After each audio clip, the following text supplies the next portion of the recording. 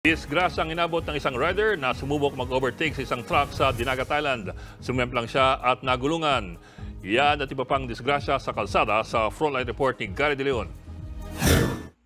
Makikita sa CCTV noon Linggo ng gabi ang pagdaan ng isang oil tanker sa kalsadang ito sa Barangay General Aguinaldo sa Libho, Dinagat Island. Sa isa pang kuha ng CCTV, makikita naman ang isang motorsiklong sinubukang mag-overtake.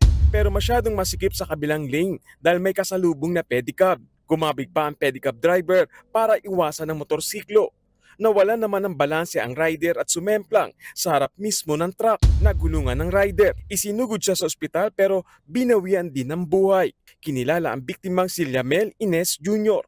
Ayon sa pulisya, walang driver's license at nakainom ang rider nang mangyari ang aksidente. Hindi na kinasuhan ng truck driver matapos makipag-areglo sa pamilya ng biktima. Sapul din sa video ang aksidente ng truck at motorsiklo kahapon sa National Highway sa Santa Lucia, Ilocos Sur. Makikita ang mabilis na takbo ng truck nang bigla itong kumaliwa at nasalpok ang paparating na motorsiklo. Sa lakas ng pagkakabangga, pumailalim ang motorsiklo sa truck. Halos kalahating oras na ipit sa truck ang rider na si Danilo Arciso. Paliwanag ng driver sa mga pulis, hindi kumagat ang kanyang preno kaya nauwi sila sa disgrasya. Hindi pa malinaw kung magsasampa pa ng kaso ang rider laban sa truck driver. Nagbabalita mula sa Frontline, Gary De Leon, News 5. Mga kapatid, Ed Lingaw po, maging maalam at may pakialam sa mga napapanahong balita sa ating bansa.